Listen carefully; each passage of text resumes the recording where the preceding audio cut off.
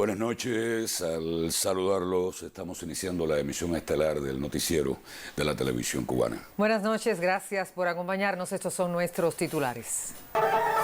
Asiste Díaz-Canel a toma de posesión de Andrés Manuel López Obrador como nuevo presidente de México. Analiza Consejo Nacional de la FEM problemáticas de la adolescencia y la juventud en Cuba. Concluyó en Venezuela auditoría tecnológica en vista a comicios del 9 de diciembre.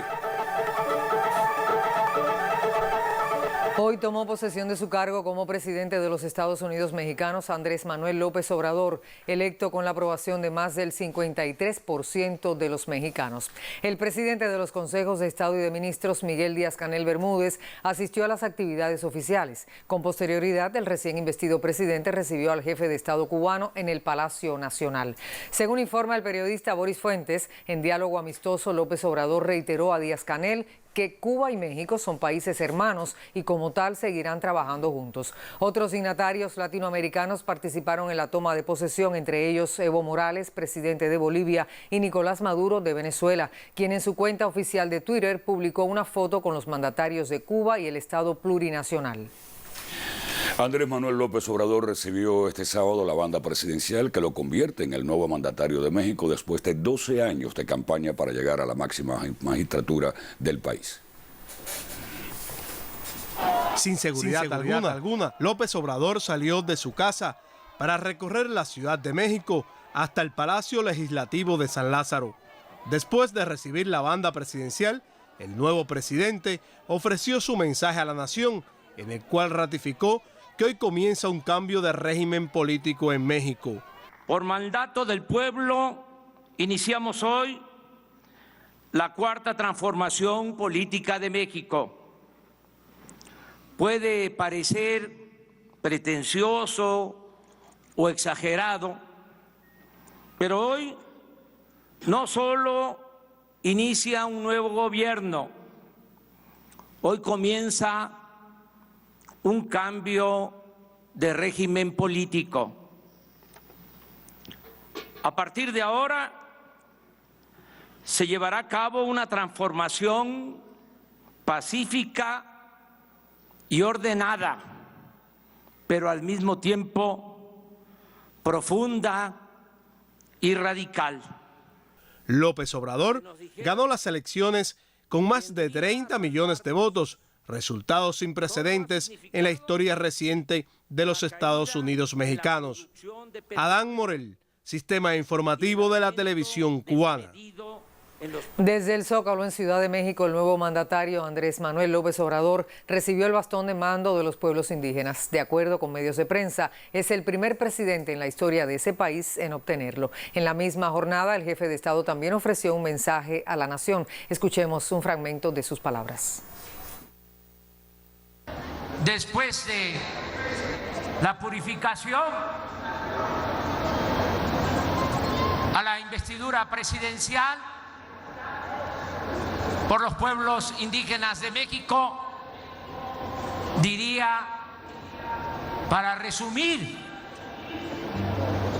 en una frase,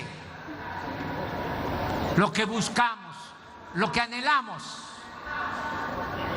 la purificación de la vida pública de México.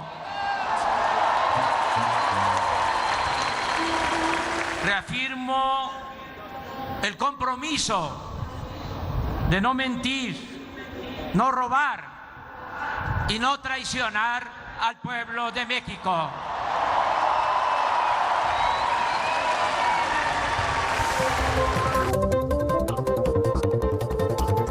Concluyó la reconstrucción del puente sobre el río Sasa, afectado tras las intensas lluvias de la tormenta subtropical Alberto. Le contamos en las breves nacionales. Gracias. En el tiempo tendremos una tarde cálida con aisladas lluvias. Un evento trascendental para comprobar la efectividad de la industria biofarmacéutica cubana comenzará este lunes en La Habana. Isela García con los detalles en el Observatorio Científico.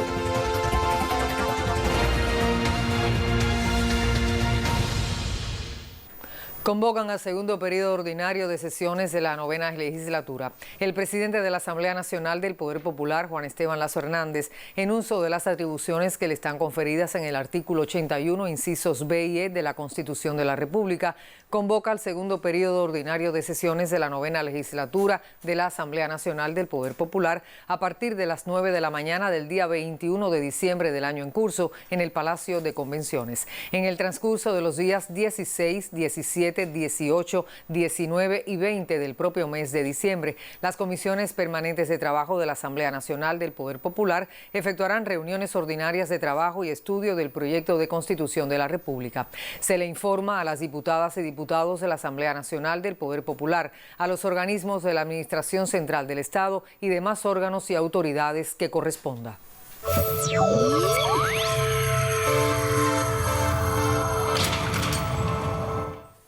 El miembro del Buró Político del Comité Central del Partido y vicepresidente de los Consejos de Estado y de Ministros, Roberto Morales Oqueda, junto a otros funcionarios del gobierno cubano, participó hoy en la sesión plenaria del Consejo Nacional de la Federación de Estudiantes de la Enseñanza Media. ¿Ustedes estarían dispuestos a rendir? Con un homenaje a Fidel, inició en La Habana el Consejo Nacional de la FEN, donde muchos de sus 117 integrantes debatieron, entre otros temas, sobre la cultura que consumen hoy las nuevas generaciones de cubanos. La cultura musical, por ejemplo, se ha echado un poco a perder, ya no es lo mismo que antes. Y yo no digo que el reggaetón sea malo, para nada. Lo que a veces pienso que las letras que se tratan no son las más apropiadas para nosotros, porque embrutecen, caballero. Particular debate generó la incorporación de las estudiantes al servicio voluntario femenino, así como la incorporación de los varones para la defensa de la nación, un tema en el que debe seguir trabajando la FEN. Están los estudiantes que buscan certificados médicos para no pasar el servicio militar. Entonces, ¿cómo nosotros vamos a tirarnos para atrás? ¿Cuándo? Que si pasamos trabajo, que si hacemos esto, que si tenemos que hacerlo, porque eso nos forma como personas y como hombres. Un Consejo Nacional de opiniones y análisis con pensamientos propios, honestos e inteligentes por parte de los que dirigen hoy esta organización estudiantil de la enseñanza media que cumple el próximo 6 de diciembre 48 años de historia. Wilmer Rodríguez Fernández, Sistema Informativo de la Televisión Cubana. Concluyó en el país el proceso orgánico del 21º Congreso de la CTC tras efectuarse hoy la conferencia provincial de la organización en La Habana. La cita, que tuvo por sede al Teatro Lázaro Peña, estuvo presidida por el miembro del Buró Político y secretario general de la organización obrera, Ulises Guilarte de Nacimiento, y el primer secretario del partido en la capital, Luis Antonio Torres Iríbar.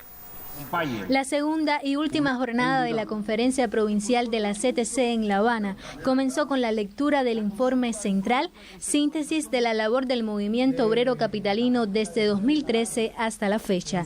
Para su aprobación, los delegados abordaron temas como el fortalecimiento de la organización en la base a través de la labor político-ideológica y la estimulación oportuna. Aquí va a seguir predominando la propiedad social sobre los medios fundamentales de producción. Una economía planificada y donde el actor principal de ese escenario laboral del país va a ser la empresa estatal socialista. El primer secretario del partido en La Habana exhortó a enfrentar la corrupción, el delito y las ilegalidades. También a redoblar los esfuerzos por el aniversario 60 del triunfo de la revolución y el 500 de la fundación de la ciudad. Necesitamos a nuestros dirigentes sindicales discutiendo, analizando, confrontando. Todo eso en función de producir para la patria, de ser más eficiente, de ser más productivo, de aportar más ingresos a la nación. Se eligió al Comité Provincial, su secretariado y se ratificó a Luis Manuel Castanedo Smith como secretario general de la organización en la capital. Angélica Arce Montero, Sistema Informativo de la Televisión Cubana. En la provincia de Santi Espíritus concluyó la reconstrucción del puente de Sasa del Medio, colapsado como consecuencia de las intensas lluvias del mes de mayo. Este sábado se restableció la circulación de vehículos por el viaducto. El pasado 28 de mayo y en los días posteriores, estas imágenes le dieron la vuelta al mundo. Entonces nadie se atrevía a asegurar que el puente de Sasa del Medio quedaría reconstruido antes de finalizar el año. Hoy, 6 meses después de su colapso, el viaducto parece nuevo. Por esta vía ya se restableció la circulación de vehículos entre la localidad de Sasa del Medio, ubicada en el municipio de Tahuasco, y la ciudad de Santi Espíritus. En este acto, la primera secretaria del partido en Santi Espíritus, David Pérez Martín, y la presidenta de la Asamblea Provincial del Poder Popular, Teresita Romero, hicieron un reconocimiento a las entidades responsabilizadas con la reconstrucción del puente. La reconstrucción del puente de Sasa del Medio favorece la transportación de personas y mercancías entre diferentes lugares del municipio de Tahuasco y la ciudad de Santi Espíritus. Una buena noticia, sobre todo para los saseños, quienes festejaron con una gran feria la reapertura del viaducto. Desde Santi Espíritus, Alain Jiménez, Sistema Informativo de la Televisión Cubana.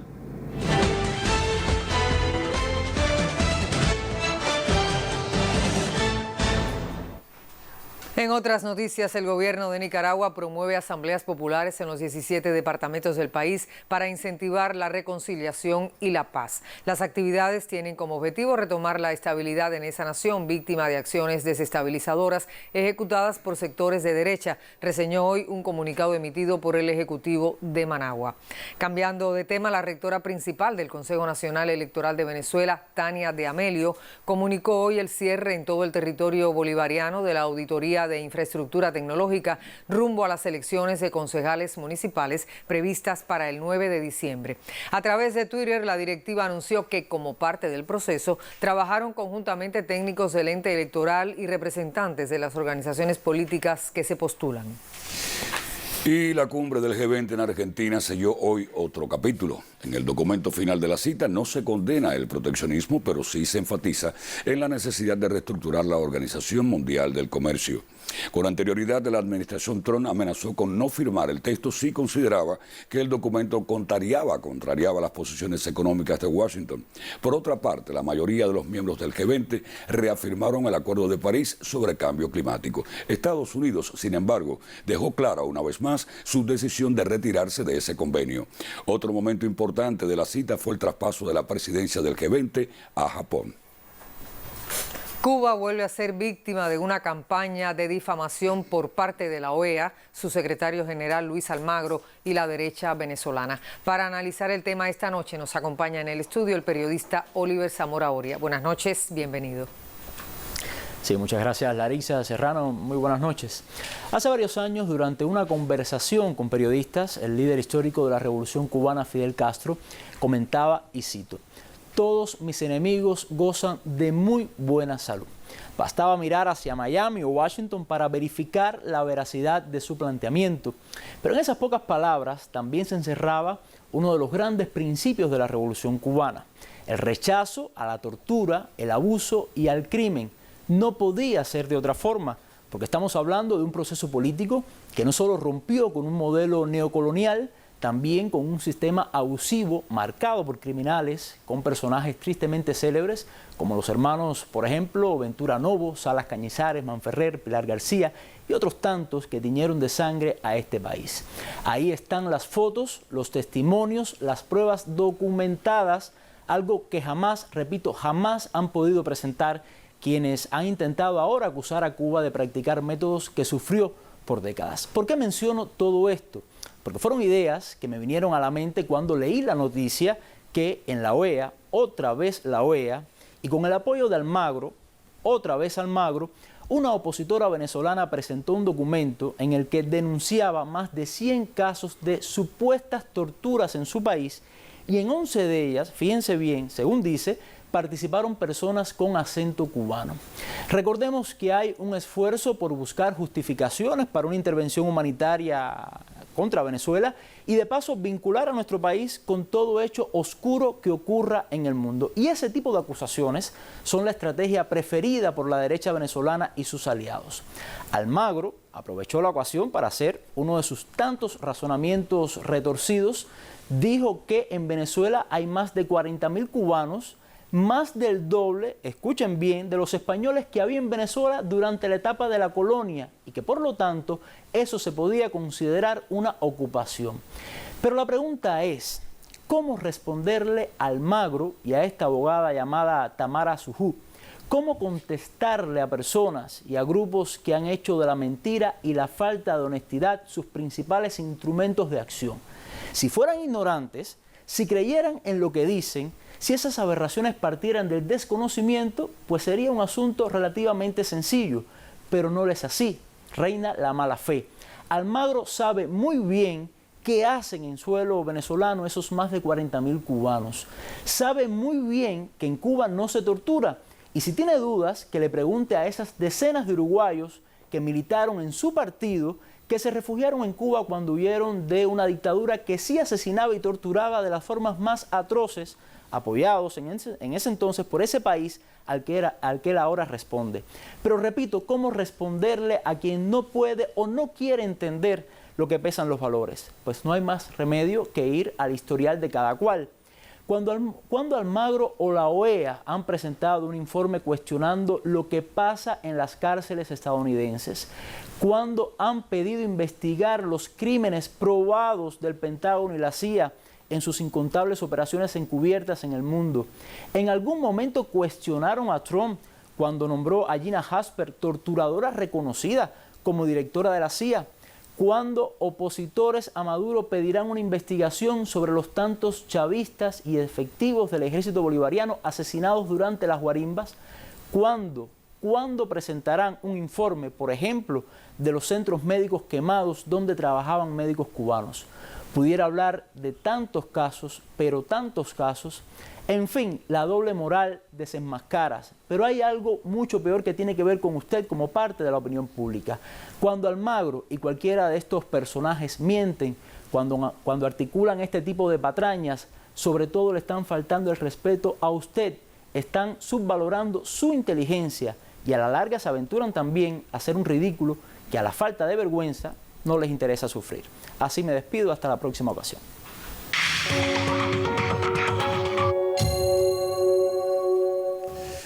Este sábado arribaron al Aeropuerto Internacional José Martí de La Habana el 13º y el 14º grupo de colaboradores cubanos que prestaban servicios médicos en Brasil. Asistieron a darles la bienvenida el miembro del secretariado del Comité Central del Partido, José Ramón Monteagudo, el miembro del Comité Central del Partido y ministro de Comercio Exterior e Inversión Extranjera, Rodrigo Malmierca, y el viceministro cubano de Salud Pública, Luis Fernando Navarro. Hoy este grupo de médicos cubanos pudiera permanecer en Brasil o ser relevados por otros galenos si el nuevo presidente de ese país no hubiera condicionado la misión médica. Cada uno de ellos cuenta una historia y le enseñaron a cada paciente la Cuba solidaria y dispuesta al mundo. Yo trabajaba en una localidad que quedaba aproximadamente 2 horas del municipio, 2 horas del hospital municipal, y se me presentó un edema agudo del pulmón allí. Allí tuve que asumir todas las responsabilidades, buscar recursos de donde no los teníamos, como somos nosotros los cubanos, ingeniosos, para poder salvar la vida de aquel hombre que al final, gracias a Dios, fue salvada. Gracias a la medicina cubana fue salvada. Luego de 8 horas y 40 minutos de viaje, vuelven a casa Dayanis, Yaima y Yudixa, con 211 colaboradores cubanos que participaban en el programa Más Médicos en Brasil. Yo laboraba a 30 kilómetros de la sede del municipio, donde tenía que trasladarme todos los días. Una población muy pobre, pero muy agradecida con el trabajo de nosotros como médicos. Con María, ella gustaba mucho los médicos cubanos, ella no le gustaba mucho ir con los brasileños, era más con los cubanos porque decía que los cubanos miran a los ojos. Y ella cuando llegaba peleaba su vaga, su atendimiento. Con estos colaboradores ya son más de 2.400 médicos cubanos que procedentes de Brasil han llegado al Aeropuerto Internacional José Martí. Esther Ilian González, Sistema Informativo de la Televisión Cubana.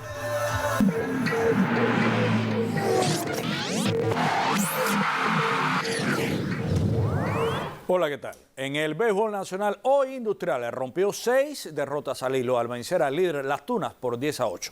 El crédito para Andy Rodríguez en un choque donde Yuasán Guillén y Oscar Valdés pegaron jonrón e impulsaron 8 de las 10 de Industriales. Ayala también la sacó del parque. Por su parte, Holguín sigue intentando la remontada y venció a Villa Clara por 6-2. Séptimo triunfo de Carlos Santiesteban con aporte de Ariel Sánchez de 4-3 y 2 impulsadas.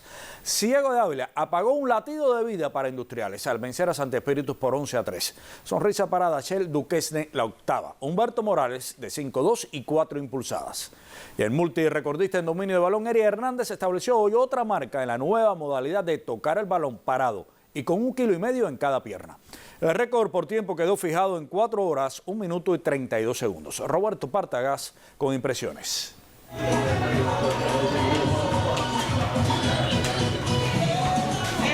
Venga, un fortísimo aplauso ahora sí. Sí, se logró el objetivo, fue realmente difícil. Me atrevería a decirte que de los 4 récords que he hecho este año, este ha sido el más difícil. Una serie de cuestiones, ¿no? Ajenas al récord que me hicieron que fuera muy difícil, la misma temperatura, la humedad relativa. Estos días han estado bastante frescos, pero hizo demasiado calor. Mucho tiempo sudando, me llegaron contracciones, fue realmente difícil realizar este récord. 1 minuto y 32 segundos.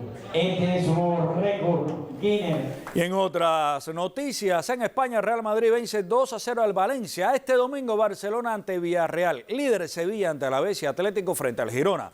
Este domingo, segunda Copa Náutica Marlin Tarará en las especialidades de Hobby Kayak con 16 embarcaciones y Kayak Surf 20 competidores. Cuba tendrá nuevas bases de entrenamiento de voleibol y béisbol en Japón con miras a los Juegos Olímpicos de 2020, acordaron hoy autoridades de ese país y el INDER. Cuba clasificó hoy a 6 botes para los Panamericanos de Lima 2019. Mañana otros 6 irán por boletos. Arleni Sierra y Marlene Mejías prestigian segunda Clásica Nacional de Ciclismo Excelencias del Motor, a correrse el próximo 9 de diciembre. Y futbolista cubano Guillermo Bárcena en la preselección cubana este verano, sin llegar al equipo por criterios técnicos, de los primeros en el tira y encoge con nuestros internacionales este año, firmó contrato con el club ruso de primera división Arsenal Tula, aunque estará a préstamo en la segunda de Grecia desde el 3 de enero. Y entonces, Deportes, Hernández, Luján.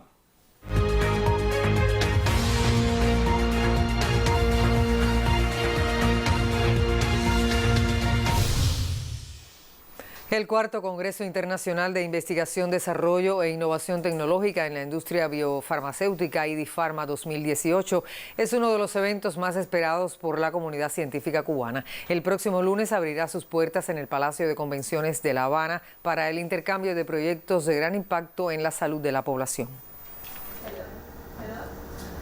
Organizado por el Centro de Investigación y Desarrollo de Medicamentos, CIDEN, empresa perteneciente al grupo de las industrias biotecnológica y farmacéutica Biocuba Pharma, el evento convoca a todas las disciplinas relacionadas con la producción y desarrollo de medicamentos en Cuba. Sesionarán 18 talleres donde se abarcarán aspectos desde la industria farmacéutica, desarrollo, la parte regulatoria, la forma dispensarial hasta la comercialización de los medicamentos. Las estrategias de investigación en la búsqueda de nuevos fármacos para enfermedades neurodegenerativas, las nuevas tendencias en el desarrollo de vacunas, el acercamiento básico clínico al tratamiento del dolor serán las temáticas a debatir por los más de 600 participantes de este cónclave.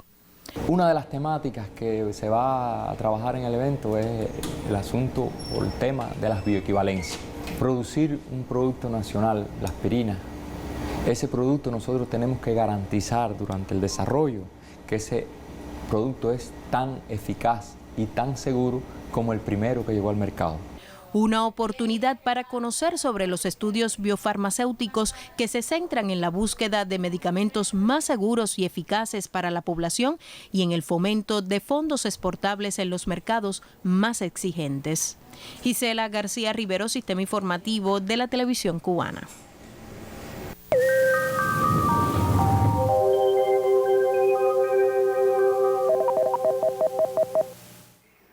Buenas noches. Sobre Cuba continúan influyendo las altas presiones ya más retiradas en el Atlántico. Es por esto que, bueno, ya sobre nuestro país, sobre todo en el occidente, influye un flujo más del sudeste, incluso del sur. En una imagen más ampliada podemos ver cómo los nublados se mueven, el flujo del sudeste al sur, un flujo mucho más cálido y que incluso ha llegado a ser fuerte. La estación meteorológica de Casablanca, en la costa norte de la provincia de La Habana, ha reportado durante esta tarde rachas cercanas a los 60 kilómetros por hora. En el resto del país, observen cómo durante la tarde solo se forma aislada nubosidad hacia zonas del interior con muy pocas lluvias. Para mañana las condiciones meteorológicas tendrán muy poca variación. Tendremos predominio de poca nubosidad durante la mañana en gran parte del país.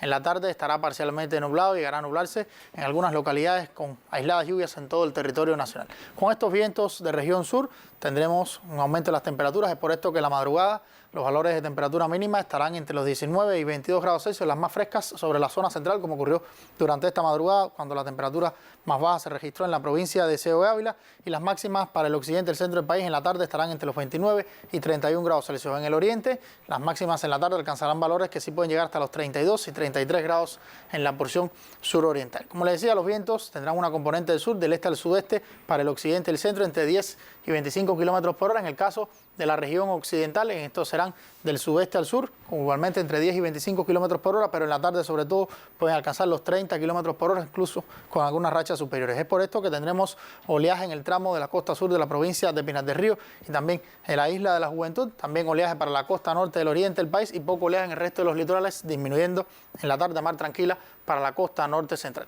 En los próximos 3 días tendremos poco cambio para el lunes. El martes, la cercanía de un nuevo frente frío en estado de disipación incrementará algo la probabilidad de lluvias en la región occidental del país. Ya luego, con la influencia de la nueva masa de aire, tendremos un ligero descenso de las temperaturas para el miércoles en la zona occidental, y con el tránsito ya de la banda frontal puede incrementarse también algo la probabilidad de lluvias, sobre todo para el centro del país. Para la región oriental sin cambios, máximas cercanas a los 32, 33 grados Celsius para los próximos 3 días. Así que, mis amigos, para mañana poco cambio en las condiciones del tiempo, un día cálido en todo el país con aisladas lluvias durante horas de la tarde. A usted le deseo que pase una feliz noche y hasta mañana.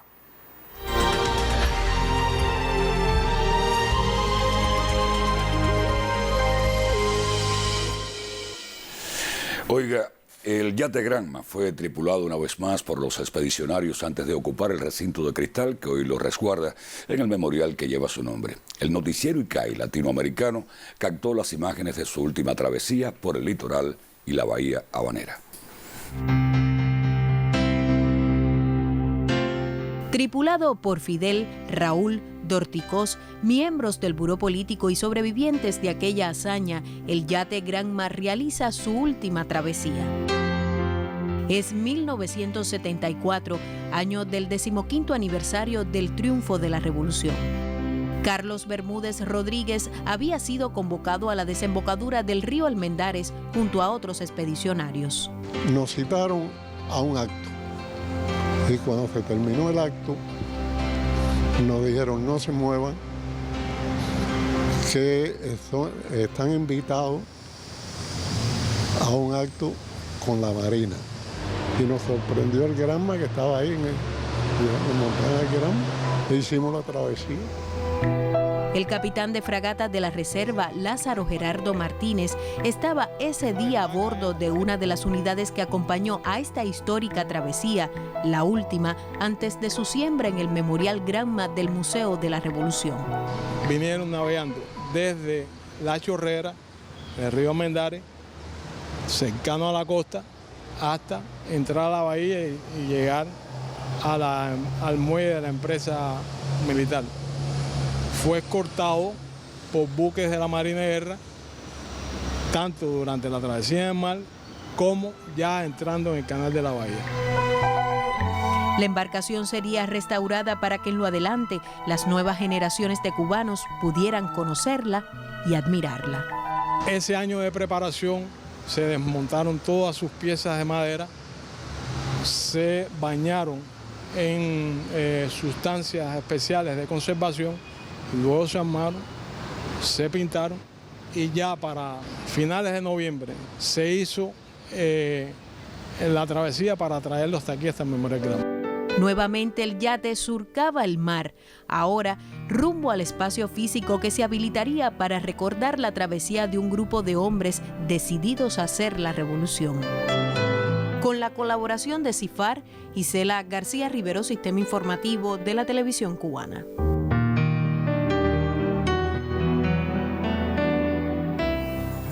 Así concluye la emisión estelar. Muchísimas gracias por acompañarnos. Muy buenas noches. Sí, gracias. Son ustedes muy amables. Buenas noches.